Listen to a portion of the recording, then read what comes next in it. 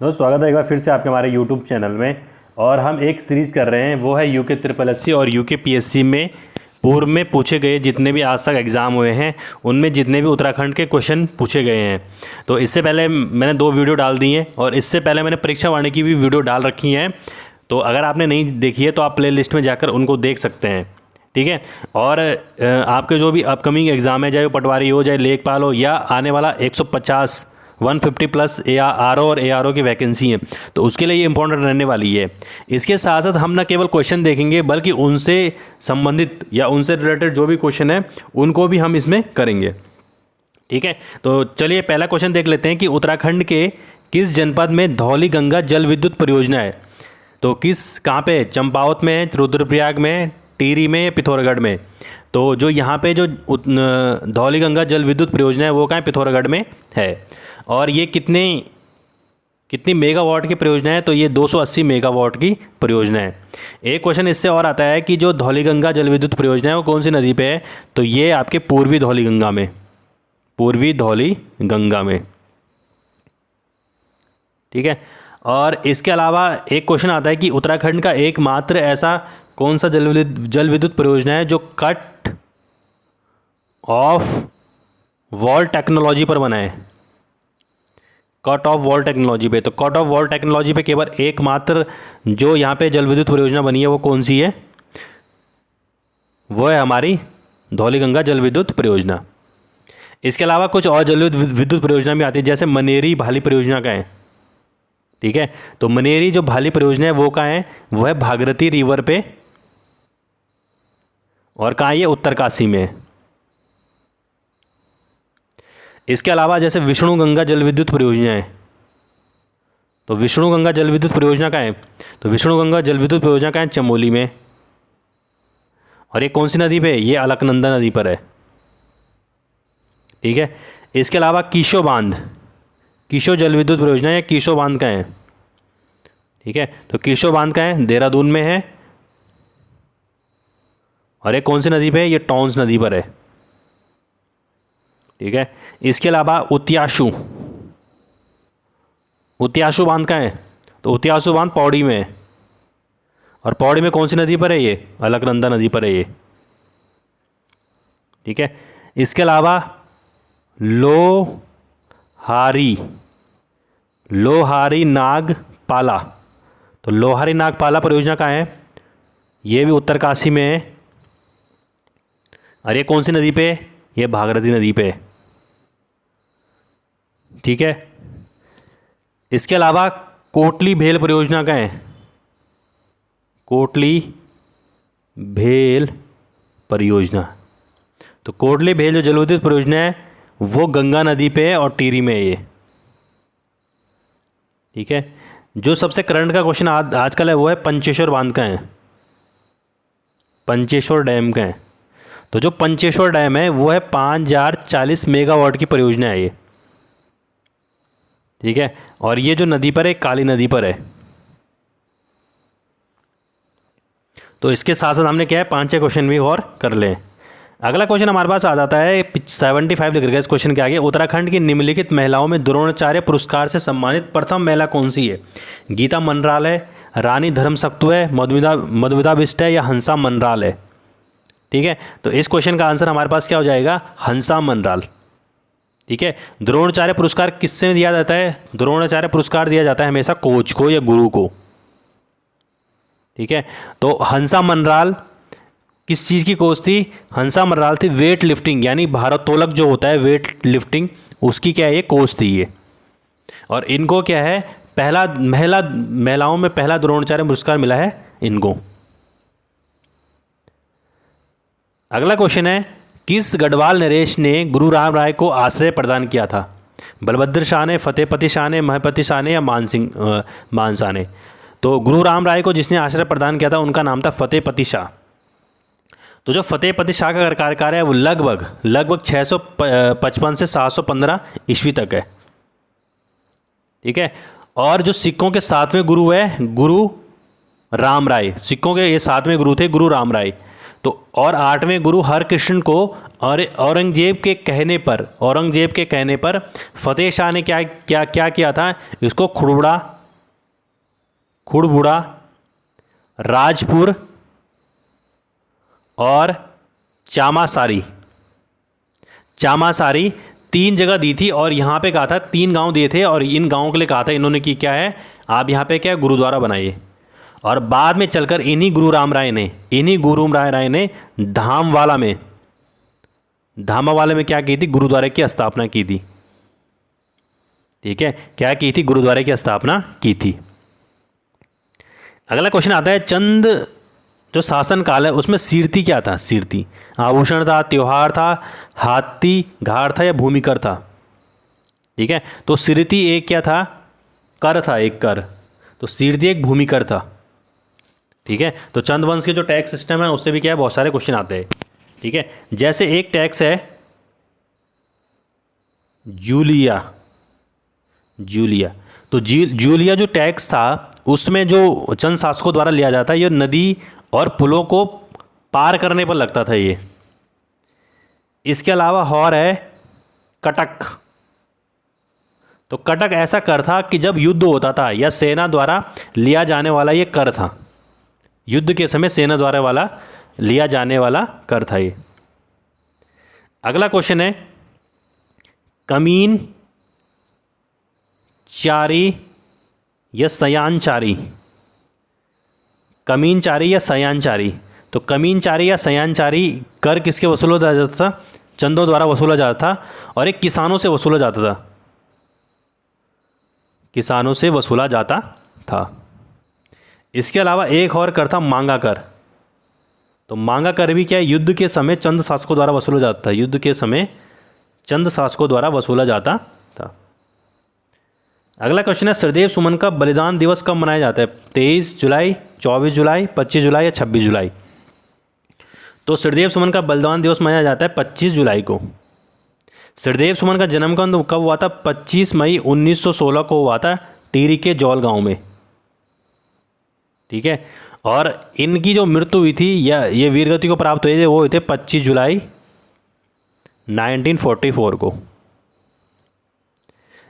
इन्होंने 1939 में प्रजामंडल की भी स्थापना की थी। एक बार इनकी वाइफ का नाम पूछा गया था, तो इनकी जो पत्नी थी उनका नाम था विजय लक्ष्मी पंडित।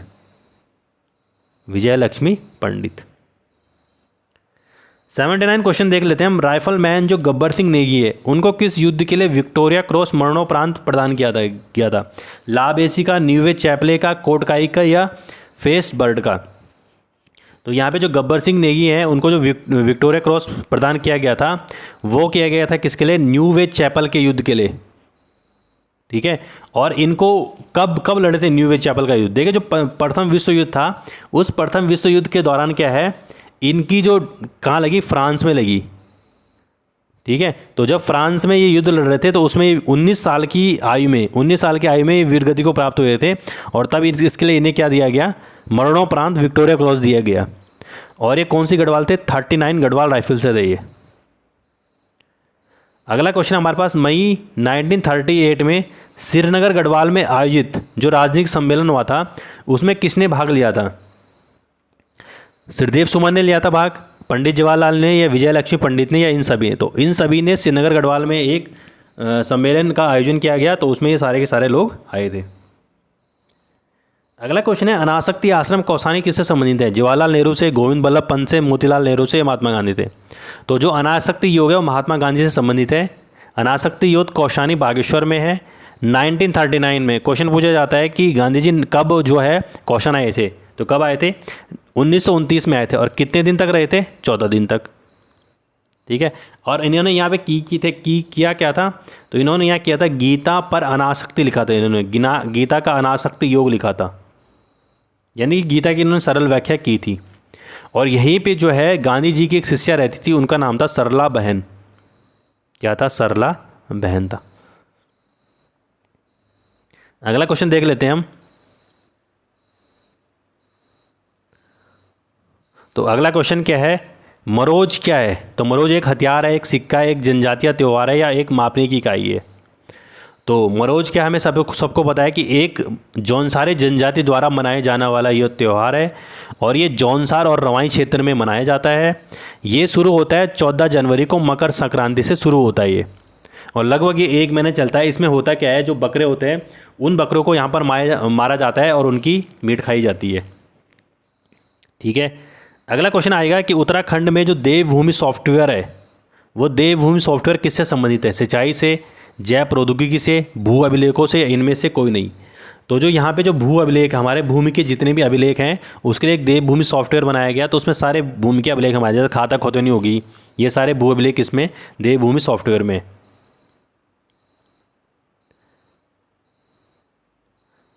अगला क्वेश्चन हमारे पास आ जाता है कि 1917 में जो कुमाऊं परिषद है तो उसका पहला अधिवेशन कहाँ हुआ था? अल्मोड़ा में होता। उसकी अध्यक्षता किसने की थी?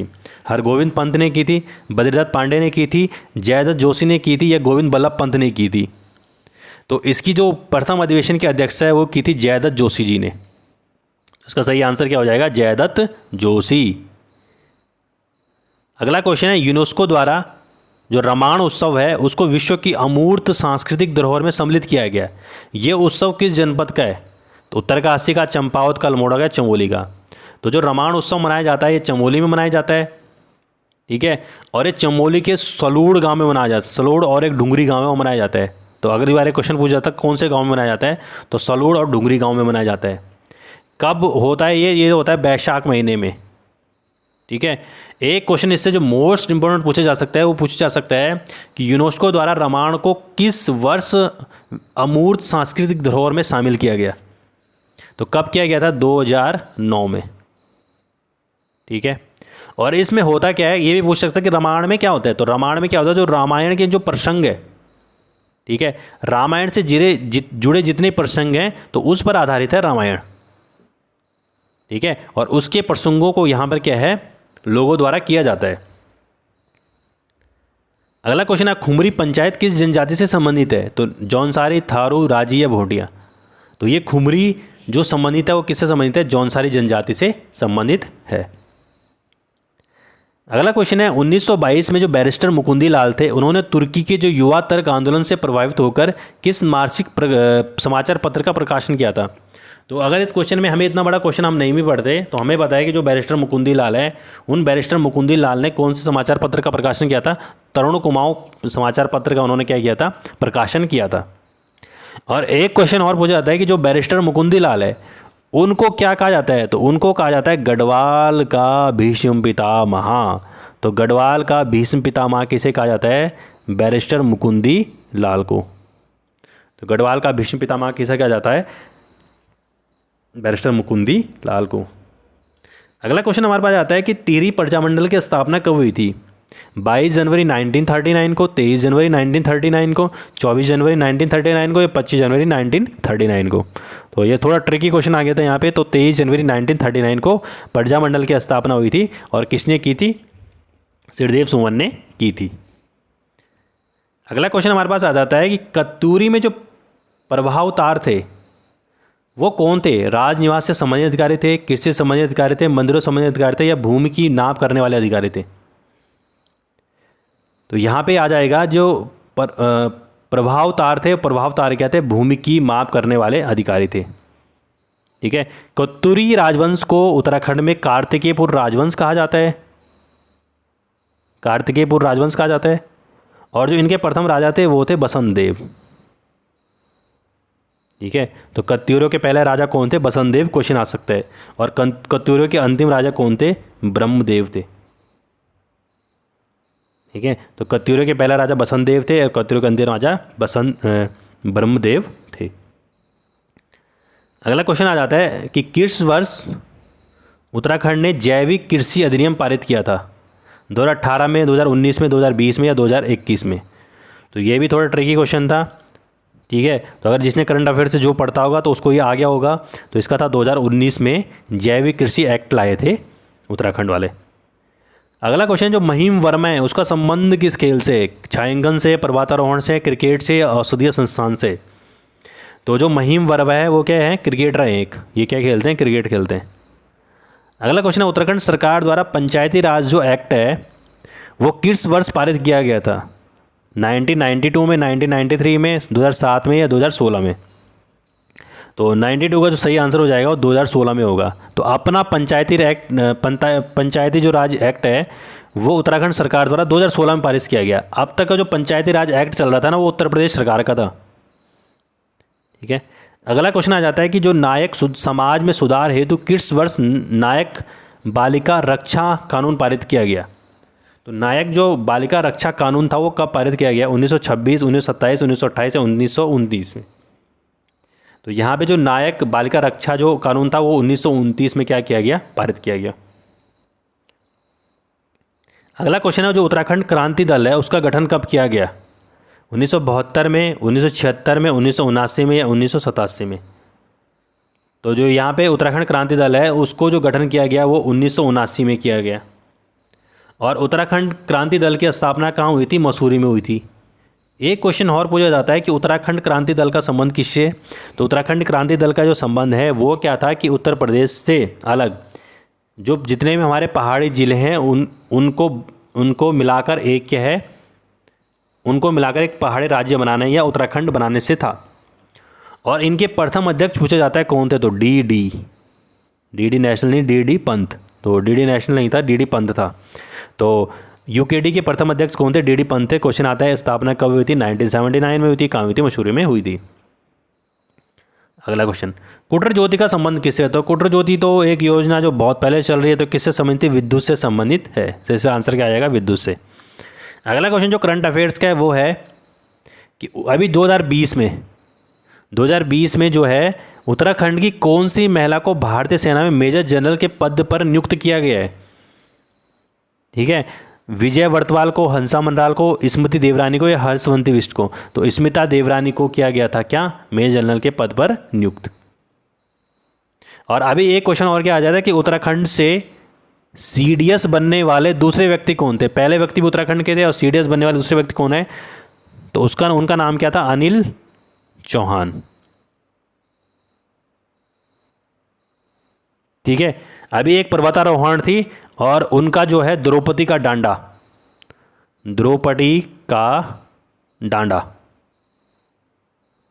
तो द्रौपदी का डांडा कहाँ है? उत्तरकाशी में है। पहले तो ये है। ठीक है, तो उसमें जब ये लोग चढ़ रहे थे, इस पीक पे चढ़ रहे थे, तो उसमें उत्तराखंड की एक पर्वतारोहण था, उनका भी निधन हो गया। उनका नाम है सविता। उनका नाम सविता कुछ है, कंसवाल क्या है, सविता है, ऐसे इतना मुझे याद है, सविता है। तो अभी इस क्वेश्चन को देख लेना और एक करंट अफेयर्स में जरूर पूछा जाएगा आने वाले एग्जाम में। अगला क्वेश्चन इसके नीचे था कि निम्न में से भारत के किस प्रधानमंत्री द्वारा लाल किले की प्राचीर से उत्तराखंड राज्य निर्माण की घोषणा की गई थी? S D. Deve Gowda, P V. Narasimha Rao, B P. Singh या इनमें से कोई नहीं? तो वो थे एस.डी. देवगौड़ा। एस.डी. देवगौड़ा ने 15 अगस्त 1996 को लाल किले की प्राचीर से ये घोषणा की कि उत्तर प्रदेश से इतर एक नया राज्य बनेगा उत्तर प्रदेश से अलग होकर और उसका नाम होगा उत्तराखंड। ठीक है, तो ये भी क्वेश्चन आपको रखना है, कब घोषणा की थी? 1996 में की थी। डोलापाल की आंदोलन से संबंधित कौन से है? तो डोलापाल के आंदोलन से कौन संबंधित है? विजय जरदारी है, श्रीदेव सुमन है, हरिप्रसाद टमटा या जयानंद भारती है? तो जयानंद भारती जो थे वो डोलापाल के आंदोलन से संबंधित थे। अगला क्वेश्चन है उत्तराखंड की जो तहसील है, किस तहसील से 2001 से लेकर 2011 के दौरान 10वीं ऋणात्मक जनसंख्या वृद्धि सर्वाधिक थी? थलीसैंड, भकियासैंड, सतपुली या धुमाकोट? तो कहाँ से थी? तो इसका सही आंसर है भिकियासैंड। एक ट्रिकी क्वेश्चन था ये और इम्पोर्टेंट क्वेश्चन, इसको मान सकते हैं हम। अगला क्वेश्चन आ जाता है 100 हमारे यहाँ पे कि कफनी युगुम में गलत कौन सा है? कफनी ग्लेशियर कहाँ है? बागेश्वर में। रालम कहाँ है? पिथौरागढ़ में। नामिक कहाँ है? बागेश्वर में। खतलिंग कहाँ है? टिहरी गढ़वाल में। तो इसमें से गलत कौन सा है? तो नामिक, इसका सी आ जाएगा। नामी ग्लेशियर कहाँ है? बागेश्वर में। तो नामी ग्लेशियर कहाँ है? पिथौरागढ़ में। तो नामी ग्लेशियर कहाँ है? पिथौरागढ़ में। अगला क्वेश्चन है कुड़िंद मुद्राएं कहाँ से प्राप्त हुई हैं? थत्यूर से, देवी डूंगा से, कत्यूर से या सभी, इन सभी स्थलों से? तो कुड़िंद मुद्राएं क्या? सभी स्थलों से प्राप्त हुई है। ठीक है, कुड़िंद कौन थे? उत्तराखंड पर शासन करने वाले सबसे पहले जो राजवंश था वो कुड़िंद राजवंश था। और इनके इनका जो उल्लेख है वो ऋग्वैदिक सभ्यता में है। ठीक है, तो ये इनका कार्यकाल कब था? 1500 ईस्वी पूर्व से लेकर था और 900 ईस्वी पूर्व तक। ठीक है, तो ऋग्वैदिक कालीन सभ्यता में क्या थे? कुड़िन थे।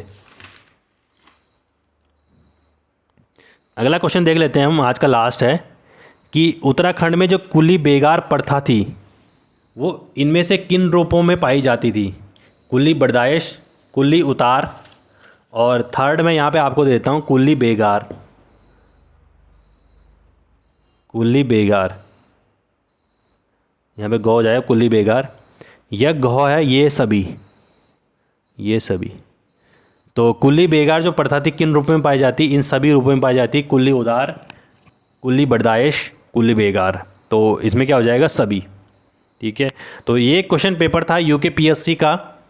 ठीक है, जो लास्ट ईयर इस हुआ था यूकेपीएससी का एक पेपर हुआ था लेक्चरर का, तो उसमें उत्तराखंड के ये क्वेश्चन पूछे गए थे। तो बहुत ही अच्छे क्वेश्चन पूछे गए थे। आपको इसमें से कितने नंबर आ रहे थे आपको ये देखना चाहिए, और इसके बाद नया वीडियो आएगा। धन्यवाद। चैनल को सब्सक्राइब जरूर कीजिए। ठीक है, ओके, धन्यवाद।